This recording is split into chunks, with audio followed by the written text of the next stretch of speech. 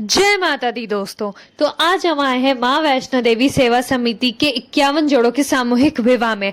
महाराणा प्रताप से इसकी शुरुआत की जाती है, जहां ग्राउंड में लोगों की चाय व्यवस्था का बंदोबस्त किया गया था। हॉल में घुसते ही माता का बहुत ही प्यारा सा मंच सजाया गया था, जहां उनकी पूजा हुई और कार्यक्रम की शुरुआत की गई। दोपहर के वक्त लड़का और लड़कियों को उनके सजने संवरने का सामान दिया गया, जैसे कि लड़कों को जूती, कुर्ता, पैंट और कई सारी चीजें। लड़कियों को गहने, चूड़ी और घड़ी, लहंगा, चोली, पर्स दी गई।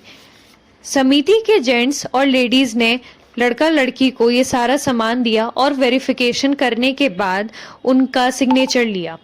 साथ ही साथ बाकी की फॉर्मेलिटीज भी पूरी की गई। ये ऊपर का हॉल है, जहाँ पे लड़का और लड़की को मेहंदी लगाया गया था, और जिन को भी अपने कपड़ों की फिटिंग करानी थी उनके लिए बाहर में एक दर्जी बैठाए गए थे। साथ ही साथ शादी के लिए शहनाई बज रही थी नीचे।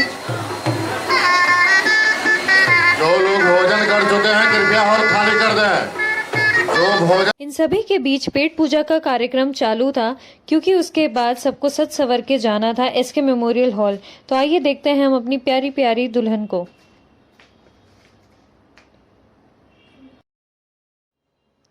यहाँ पर फ्री मेडिकल कैंप की भी व्यवस्था की गई थी। जिन लोगों को भी किसी भी तरह की तकलीफ हो वो आके अपना चेकअप करा सकते थे।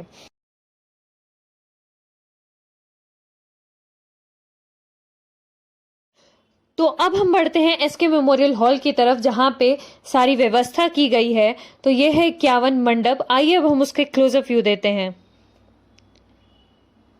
कुछ इस तरीके से हर एक मंडप को सजाया गया था, जिसमें शाम के वक्त पंडित जी आने के बाद और जोड़ों आने के बाद सारी व्यवस्था करते हैं बाकी की। ये है ब्लड डोनेशन वैन मां वैष्णो देवी समिति की तरफ से।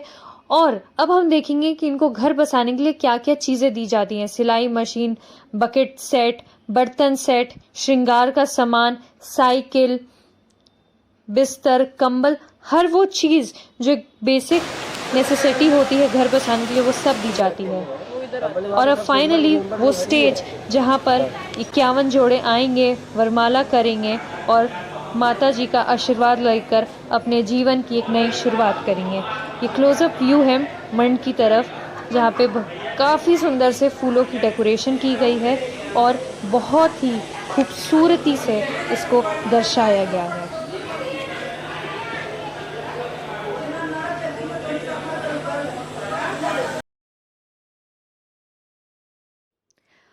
और ये दृश्य है महाराणा प्रताप भवन से, जहां 51 दुल्हन एक साथ निकल रही हैं अपने नए जीवन की शुरुआत के लिए। और आपने बारातें तो कई सारी देखी होंगी, लेकिन ऐसी बारात नहीं देखी होगी जहां 51 दूल्हे एक साथ घोड़ी पे निकल रहे हैं। अब और हम हॉल पहुंच चुके हैं, जहां बहुत ही ज्यादा भीड़ थी। पीछे की तरफ पैर रखने की भी जगह नहीं थी।